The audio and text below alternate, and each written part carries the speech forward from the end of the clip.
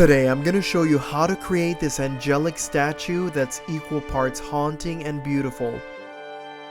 I call her the Weeping Widow. Her pedestal is built to look aged and eternal, while her figure rests above, delicate, skeletal, and sorrowful. Her face remembers the life she once knew, and her hands, now bones, still cling to love that's long gone. A handmade plaque tells her story, and this is what it reads. She watched him fade, but never fled. Now love and loss keep her half dead. Her face recalls the life they knew. Her hands are bones that once held true.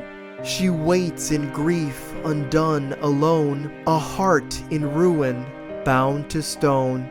This is the Weeping Widow, so grab your tools and follow along as I take you step by step through the entire build.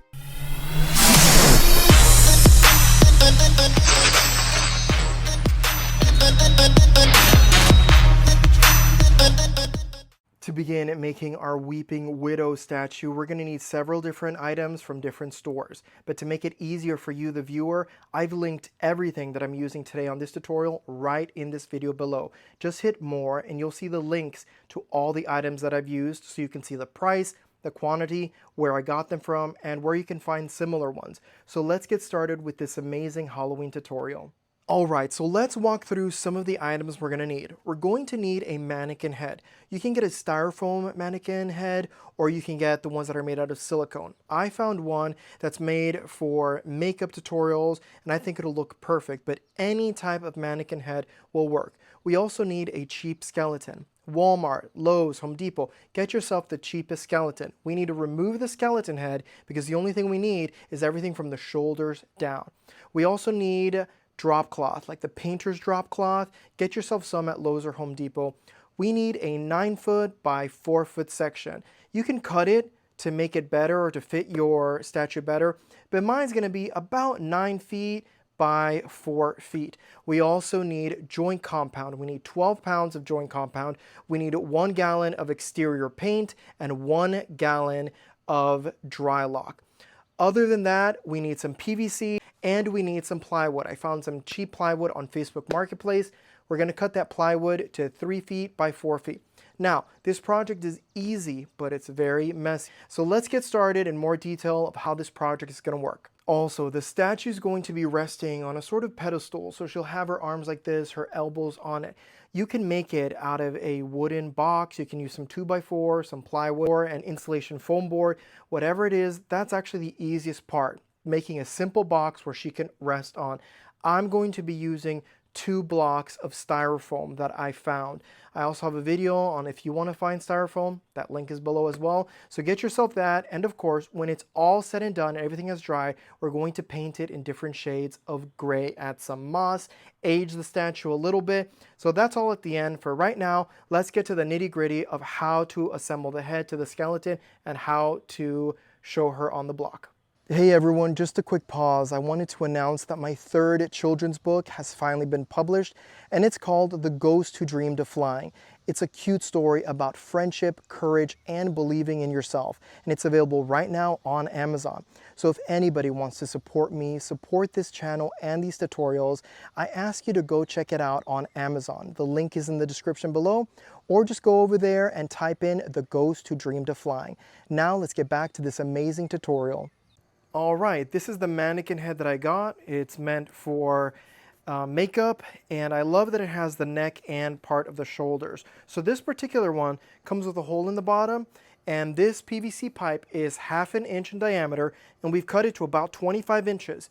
And then we use the heat gun right over here, a few inches down, to bend it ever so slightly so that she has a nice bend to her. Then let's get our skeleton and let's just assemble it really quickly so we can see what it looks like.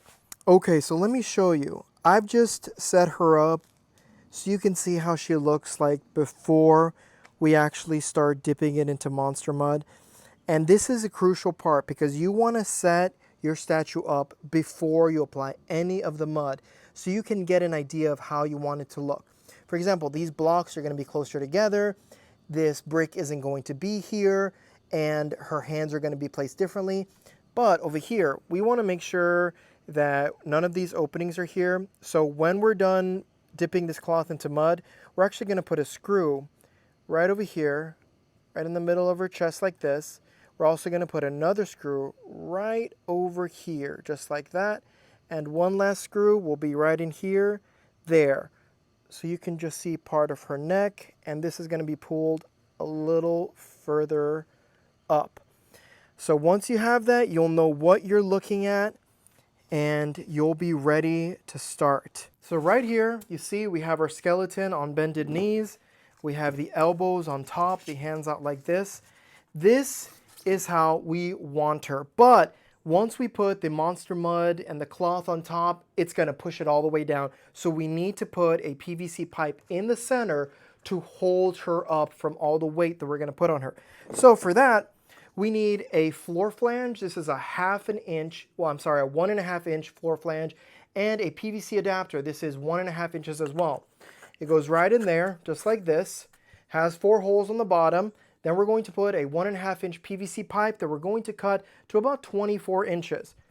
Bam, we put 4 screws down there. The PVC pipe goes right up here into the rib cage, and then we're going to use some long screws through the spine of our skeleton into the PVC. That way it won't come down and it won't collapse under the weight. Super simple. Let's get to it. And just quickly, I wanted to show you what it's supposed to look like before you put the fabric on.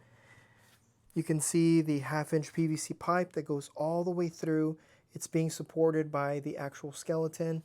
We can see the flange, the floor flange, the PVC adapter, the PVC, and right there, I put 3 3-inch screws through the spine directly into the PVC. That way it gives it a lot of support. Don't worry about the zip ties. These were already there. The string has nothing to do with it, so don't worry about that. But just like this. And the blocks, I put a little bit of glue so they could stay together. You can also use expanding foam to help them stay together. And these blocks, I'm actually just going to rough them up once it all dries to make it look like stone. But like I said, you could build a simple square box out of wood. And I think we're ready. I think we're ready to do some monster mud. Also, I ended up cutting the wood to 3 feet by 3 feet. I had originally said it was a little bit bigger, which is fine, but I think the smaller size will just be easier to move with 2 people.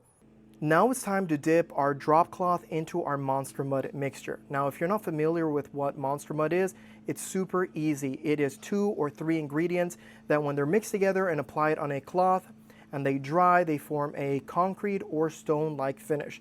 So today we're going to be using joint compound, exterior gray paint, and Drylok. We're going to be using 12 pounds of joint compound. Put it into a 5-gallon bucket. Then apply 1/2 gallon of that gray paint and 1/2 gallon of that Drylok. Mix it with your drill and a mixer. If it's too thick, add more paint, add more Drylok. In the end, we might use the entire gallon of both of these, but you want to make sure you just get a thick soup-like consistency. So let's mix it together and see how it turns out. After that, we can dip our drop cloth into this mixture and make sure it gets into every surface.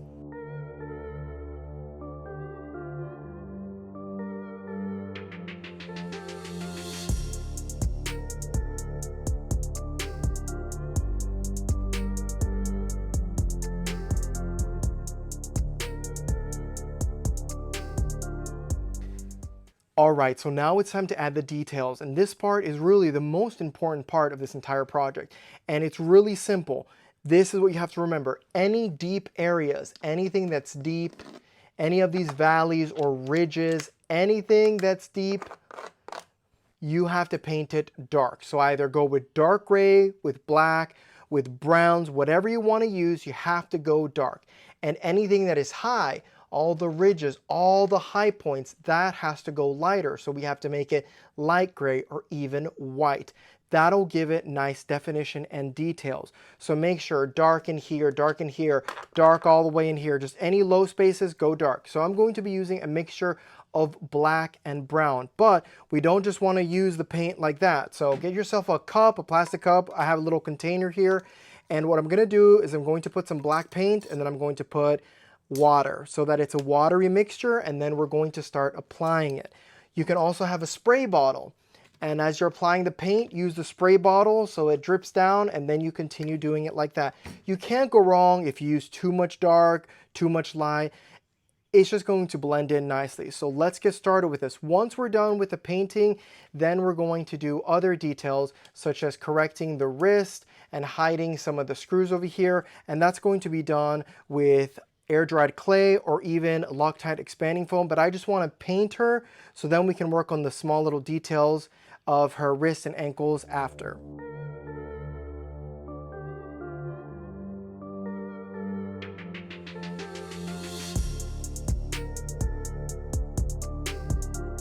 All right, and this is what I was talking about. We need to use Loctite foam. This only works with the Loctite. So you spread or spray foam in the joints, in the ankles, underneath the feet, in areas where it doesn't look natural.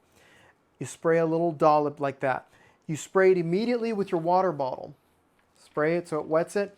Then you put a timer for about 5 to 7 minutes, depending on if it's hot or cool. So a good range is between 5 and 7 minutes. Afterwards, spray your gloves, and then all you're going to do is touch it. And if it doesn't stick to you, it's ready to go. And all we're going to do is we're going to push it down so that you can't see that joint anymore. And I'm actually going to keep this a little higher like that, so I'll put something underneath to hold it. But basically, once you're done, you should flatten it out like this, and then you'll be able to paint it. So ideally, you want to do this before we do the monster mud, but I didn't know if I was going to go this route, so it's no problem. We can just use some gray paint to paint it once this dries. This should be dry in about an hour. This is really fast to dry, and then we can paint it and go from there.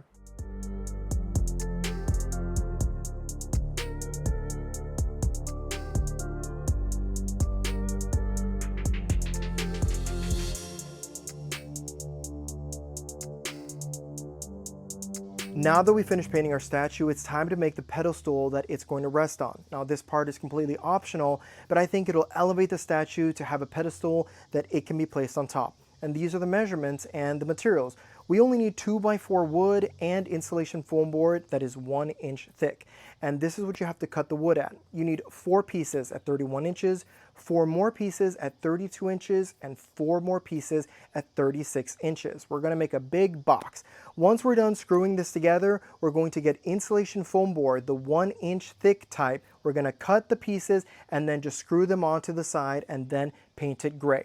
So the box on the top is 36 inches by 36 inches, but using the measurements that I gave you, it'll give you a little bit of space to maybe put some trim underneath it to make it look cool. So these are the measurements that I'm using. So let's start screwing everything together. And as a reminder, the height of this box is 32 inches. So those 4 pieces of 32 inch 2x4 that we've cut, those are going to be the posts that hold the entire thing up. Once we're done with the base for our statue, it's time to cover it with insulation foam board. Now I'm using 1 inch thick insulation foam board, and you can find these at Lowe's or Home Depot. They sell these in sheets of 4 feet by 8 feet. Now we could use 1/2 inch, but then it'll be a little bit wonky, it might break. So go with the 1 inch and then cut it to size. Cut the panels that you need for all 4 sides, and then we're going to use some screws to attach it to the wood base. Then after that, we can distress it if we'd like, or we can paint it the color that we want.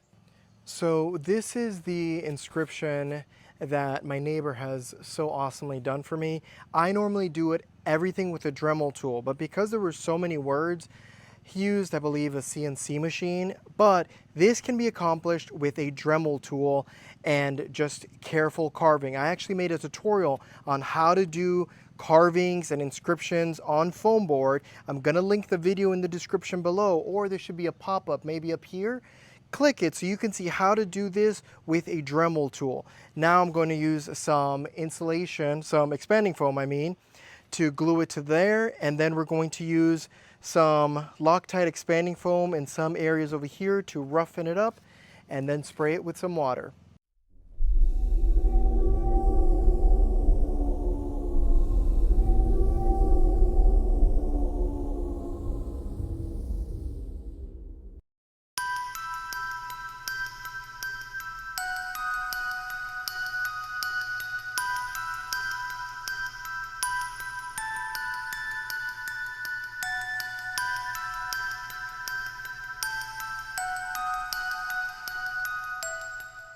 Be sure to check out my 3 children's books, Oliver and the Lost Flame, Little Olive and the Wally Bad, and my newest book, The Ghost Who Dreamed of Flying, now available on Amazon.